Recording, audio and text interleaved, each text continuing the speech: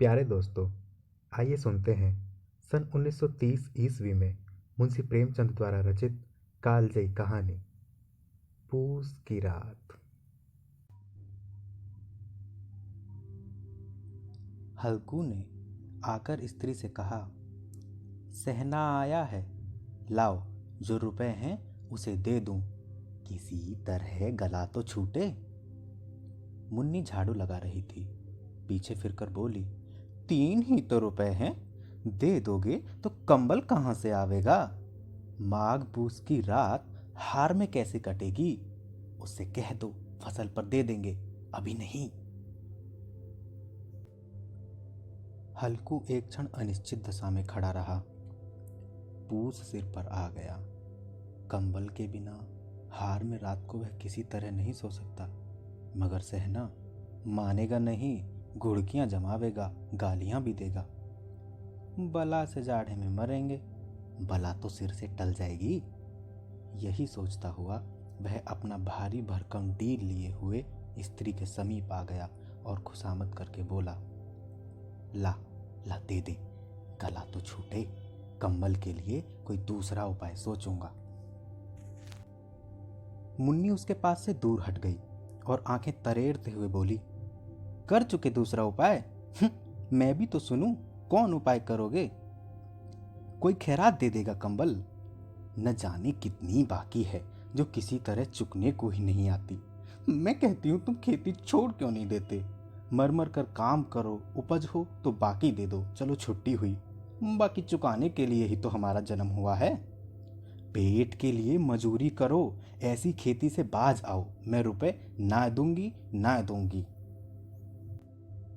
हल्कू उदास होकर बोला, तो क्या गाली खाऊं? मुन्नी ने तड़प कर कहा, गाली क्यों देगा, उसका राज है। मगर यह कहने के साथ ही उसकी तनी हुई भौहें ढीली पड़ गईं। हल्कू के उस वाक्य में जो कठोर सत्य था, वह मानो एक भीषण जंतु की भांति उसे घूर रहा था। उसने जाकर आले पर से रुपए निकाले और लाकर हल्कू के हाथ पर रख दिए। फिर बोली, तुम छोड़ दो अब किसे खेती, मजूरी में एक रोटी सुख से खाने को तो मिलेगी, किसी की धौंस तो न रहेगी। खेती अच्छी है, मजूरी करके लाओ, वह भी उसी में झोंक दो, ऊपर से धौंस। हल्कू ने रुपए लिए और इस तरह बाहर चला मानो अपना हृदय निकाल कर देने जा रहा हो।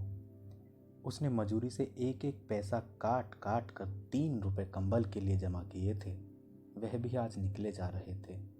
एक एक पग के साथ उसका मस्तक अपनी दीनता के भार से दबा जा रहा था। पूस की अंधेरी रात, आकाश पर तारे ठिठुरते हुए मालूम होते थे। हल्कू अपने खेत के किनारे ऊख के पत्तों की एक छतरी के नीचे बांस के खटोले पर अपनी पुरानी गाढ़े की चादर ओढ़े बड़ा कांप रहा था। खाट के नीचे उसका संगी कुत्ता जबरा पेट में मुंह डाले सर्दी से कूं कूं कर रहा था। दोनों में से एक को भी नींद ना आती थी। हल्कू ने घुटनियों को गर्दन में चिपकाते हुए कहा, क्यों जबरा, जाड़ा लगता है? कहता तो था घर में पुआल पर लेटा रहे, तो यहाँ क्या लेने आए थे? अब खाओ ठंड, मैं क्या करूं? जानते थे यहाँ मैं हलवा पूरी खाने आ रहा हूँ, दौड़े दौड़े आगे आगे चले आए, अब रो नानी के नाम को। जबरा ने पड़े पड़े दुम हिलाई और अपनी कूं कूं को दीर्घ बनाता हुआ एक बार जम्हाई लेकर चुप हो गया। उसकी श्वान बुद्धि ने शायद ताड़ लिया, स्वामी को मेरी कूं कूं से नींद नहीं आ रही है।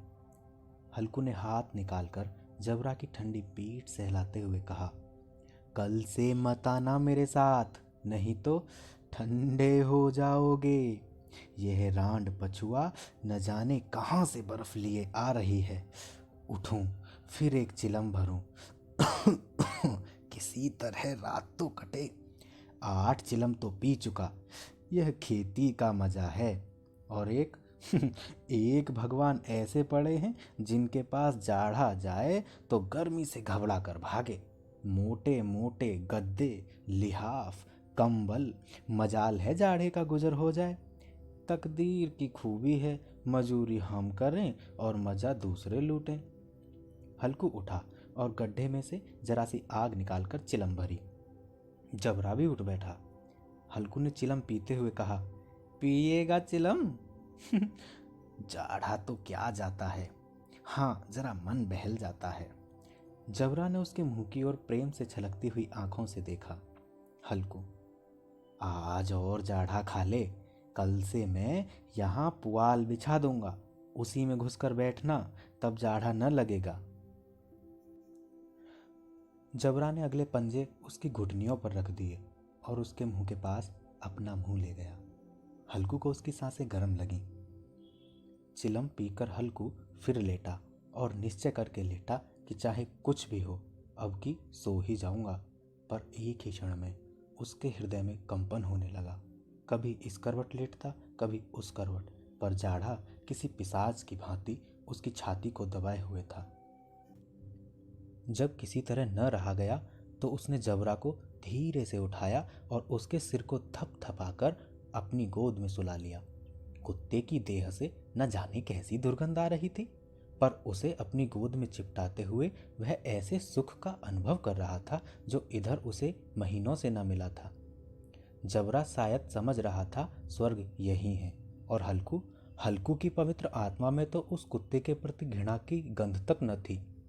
अपने किसी अभिन्न मित्र या भाई को भी वह इतनी ही तत्परता से गले लगाता। वह अपनी दीनता से आहत न था जिसने आज उसे इस दशा को पहुंचा दिया। नहीं, इस अनोखी मैत्री ने जैसे उसकी आत्मा के सब द्वार खोल दिए थे और उसका एक एक अणु प्रकाश से चमक रहा था। सहसा जबरा ने किसी जानवर की आहट पाई। इस विशेष आत्मीयता ने उसमें एक नई स्फूर्ति पैदा कर दी थी जो हवा के ठंडे झोंकों को तुच्छ समझती थी। वह झटपटाकर उठा और छपरी के बाहर आकर भूंकने लगा। हल्कू ने उसे कई बार चुमकार कर बुलाया, पर वह उसके पास न आया। हार में चारों तरफ दौड़ दौड़ कर भूंकता रहा। एक क्षण के लिए आता भी तो तुरंत ही फिर दौड़ता। कर्तव्य उसके हृदय में अरमान की भांति उछल रहा था। 1 घंटा और गुजर गया। रात ने शीत को हवा से धधकाना शुरू किया। हल्कू उठ बैठा और दोनों घुटनों को छाती से मिलाकर सिर को उसमें छिपा लिया। फिर भी ठंड कम न हुई। ऐसा जान पड़ता था सारा रक्त जम गया है, धमनियों में रक्त की जगह हिम बह रहा है। उसने झुककर आकाश की ओर देखा। अभी कितनी रात बाकी है।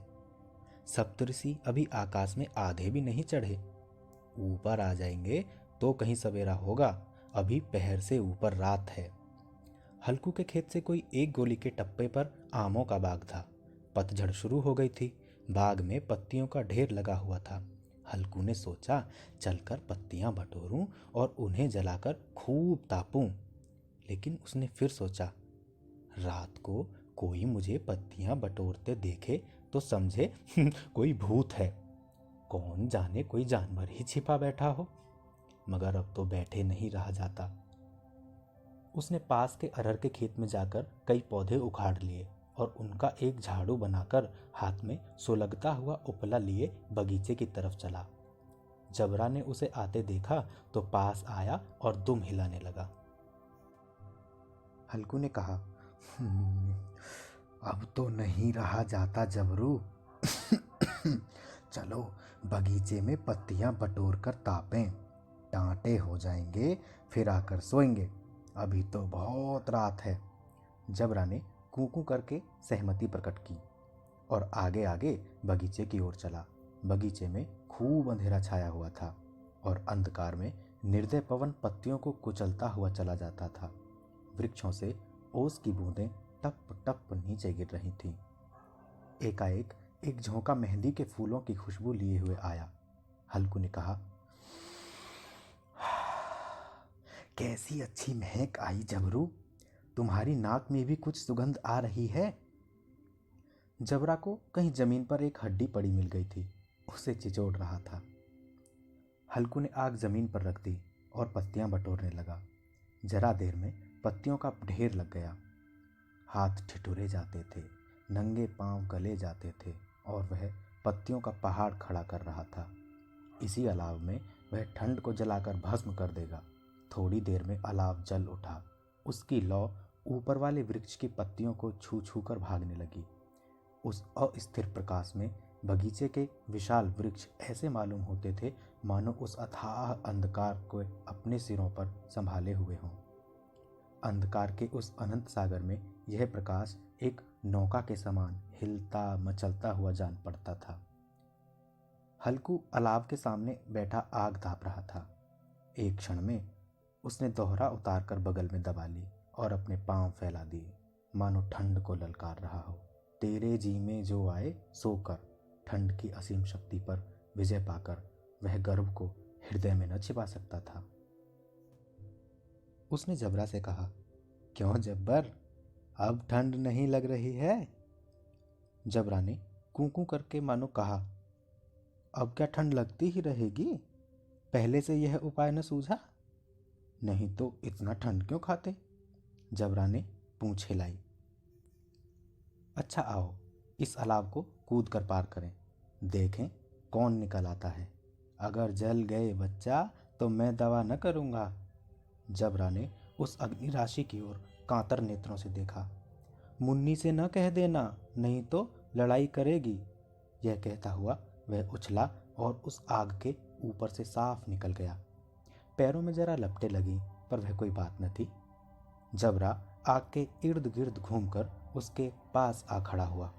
हल्कू ने कहा, चलो चलो, ऐसे सही नहीं, ऊपर से कूद कर आओ। वह फिर कूदा और अलाव के इस पार आ गया। पत्तियां जल चुकी थीं। बगीचे में फिर अंधेरा छाया था। राख के नीचे कुछ कुछ आग बाकी थी, जो हवा के झोंका आ जाने पर जाग उठती थी, पर एक क्षण में फिर आंखें बंद कर लेती थी। हल्कू ने फिर चादर ओढ़ ली और गर्म राख के पास आकर बैठकर एक गीत गुनगुनाने लगा। ना ना ना ना ना ना ना ना ना ना। उसके बदन में गर्मी आ गई थी, पर ज्यों ज्यों शीत बढ़ती जाती थी उसे आलस से दबाए लेता था। जबरा जोर से भौंककर खेत की ओर भागा। हल्कू को ऐसा मालूम हुआ कि जानवरों का एक झुंड उसके खेत में घुस आया है। शायद नील गायों का झुंड था। उनके कूदने दौड़ने की आवाज़ें साफ कान में आ रही थीं। फिर ऐसा मालूम हुआ कि वह खेत में चर रही हैं। उनके चबाने की आवाज़ चर चर सुनाई देने लगी। उसने दिल में कहा, नहीं, जबरा के होते कोई जानवर खेत में नहीं आ सकता। ये तो नौच ही डाले। मुझे भ्रम हो रहा है। कहाँ? अब तो कुछ सुनाई नहीं देता। मुझे भी कैसा धोखा हुआ। उसने जोर से आवाज़ लगाई, जबरा, जबरा। जबरा भौंकता रहा। उसके पास ना आया। फिर से खेत चरे जाने की आहट मिली। अब वह अपने को धोखा न दे सका। उसे अपनी जगह से हिलना जहर लग रहा था। कैसा दंदाया हुआ बैठा था। इस जाड़े पाले में खेत में जाना, जानवरों के पीछे दौड़ना उसे असह्य जान पड़ा। वह अपनी जगह से न हिला। उसने जोर से आवाज़ लगाई, हिलो, हिलो, हिलो। जबरा फिर भूख उठा। जानवर खेत चरे जा रहे थे। फसल तैयार है। कैसी अच्छी खेती थी, पर ये दुष्ट जानवर उसका सर्वनाश किए डालते हैं। हल्कू पक्का इरादा करके उठा और 2-3 कदम चला, पर एकाएक हवा का ऐसा ठंडा चुभने वाला बिच्छू के डंक का सा झोंका लगा कि वह फिर बुझते हुए अलाव के पास आ बैठा और राख कुरेद कर अपनी ठंडी देह को गरमाने लगा। जबरा अपना गला फाड़े डालता था। नील गाय खेत का सफाया किए डालती थी और हल्कू गर्म राख के पास शांत बैठा हुआ था। अकर्मण्यता ने रस्सियों की भांति उसे चारों तरफ से जकड़ रखा था। उसी राख के पास गर्म जमीन पर चादर ओढ़ कर वह सो गया। सवेरे जब उसकी नींद खुली तब चारों तरफ धूप फैल गई थी और मुन्नी कह रही थी, क्या आज सोते ही रहोगे? तुम यहां आकर रह गए और उधर सारा खेत चौपट हो गया। हल्कू ने उठकर कहा, क्या तू खेत से होकर आ रही है? मुन्नी बोली, हाँ, सारे खेत का सत्यानाश हो गया। भला ऐसा भी कोई सोता है? तुम्हारे यहाँ मड़ैया डालने से क्या हुआ? हल्कू ने बहाना किया, मैं मरते मरते बचा, तुझे अपने खेत की पड़ी है। पेट में ऐसा दर्द हुआ कि मैं ही जानता हूँ। फिर दोनों खेत की ड्योढ़ी पर आए। देखा सारा खेत रौंदा पड़ा हुआ है। जबरा मड़ैया के नीचे चित्त लेटा है, मानो प्राण ही न हो। दोनों खेत की दशा देख रहे थे। मुन्नी के मुख पर उदासी छाई थी, पर हल्कू प्रसन्न था। मुन्नी ने चिंतित होकर कहा, अब मजूरी करके माल गुजारी भरनी पड़ेगी। हल्कू ने प्रसन्न मुख से कहा, रात की ठंड में यहाँ सोना तो न पड़ेगा। तो दोस्तों, ये थी मुंशी प्रेमचंद द्वारा रचित कहानी पूस की रात।